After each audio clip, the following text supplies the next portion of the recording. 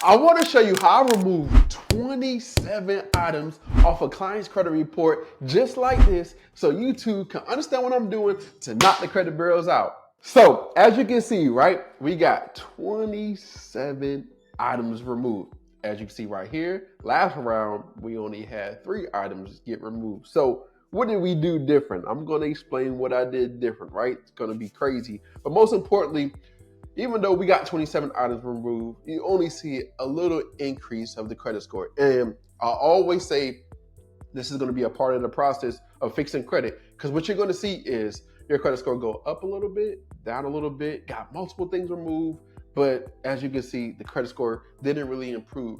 So what I always say is don't focus too much on the credit score, because when you get mostly everything removed from your report, you're going to see the credit score. But once you get everything off, you're going to see the credit score you deserve.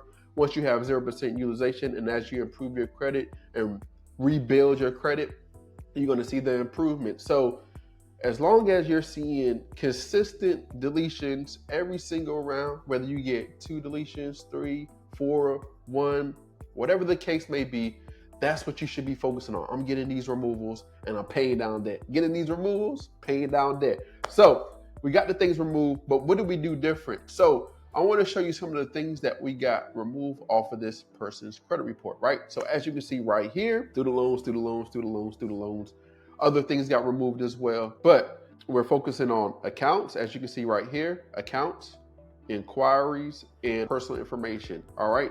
So we're trying to clean up this client's report as much as possible. So getting the accounts removed, removing the hard inquiries, and of course, removing the personal information. Now, the reason why you want to remove or clean up your personal information is, like, if a lender looks at your credit report, they want to see, hey, is this person stable, right?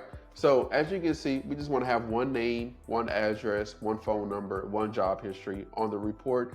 And of course, remove all the other negative accounts off the report, right? Knock the credit bureaus out. So this is what we did. Now, the difference is what we did before is we created and I've been trying different things because I wanted to increase the chances of getting deletions in every single round. Like I've been teaching, hey, Fair Credit Reporting Act, Fair Credit Reporting Act, Fair Credit Reporting Act, using the laws, using the laws, using the laws, right? But as we know, Experian, TransUnion, and Equifax continue updating their system, their AI, and catch it. So I wanted to make it more visual of what's inaccurate, what's going on with the specific accounts, right? So as you can see right here, this is a visual, right? You can see the inaccuracies, right? It's a little bit different, but most importantly, there also are compliance issues according to their specific criteria of Metro 2 and reported issues and things like that. So as you can see right here, we're using a combination of Metro 2 compliance with the Fair Credit Reporting Act. Hey, shout out to people that been rocking, the subscribers. If you're new to the channel, like, you're gonna start learning the specific laws, and appreciate you for watching and everything, right?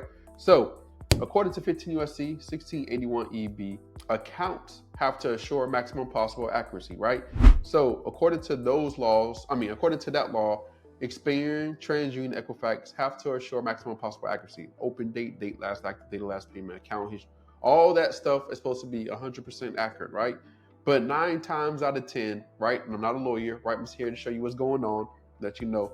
But 9 times out of 10, your accounts are not going to be accurate. The open date, date last active, even the payment history might be inaccurate as well. So you can leverage that. Now, just because you leverage that doesn't mean the account's going to be 100% deleted the next round, right? So what we want to do is consistently be sending letters round after round. And then, like I said earlier, hey, because sending letters is kind of out of your control, but paying down your debt is in your control, right? So taking some of the money, paying down your debt, because that's 30% of your credit score, that's a huge chunk, right? So taking care of your debt, paying down, and then sending letters every single month to get the removals. And then eventually one of your credit scores is going to be amazing out of the other 2, right? And if you're trying to buy, let's just say, a car, you don't need all 3 credit scores to get a car, right? You just need one of them, because there are banks that just pull from one specific credit bureau versus all 3. So if you understand which banks pull from what, you can get access to funds based off of the highest credit score you have. Okay, now I know that's a lot of information. You can just rewind it, pause it, write everything down, right? Get your pen, paper, get you something to drink, right? But most importantly, just write some of the things down and then like implement some of the things. But this is what we did different, right? So every single letter, it looks similar to this. Like, all right, the visual with the inaccuracies, with the Metro 2 compliance, and as you can see below, there's the count. It's not showing maximum possible accuracy according to 15 USC 1681 EB, the open date last active, delete accountability for violation of 15 USC 1681 EB, right?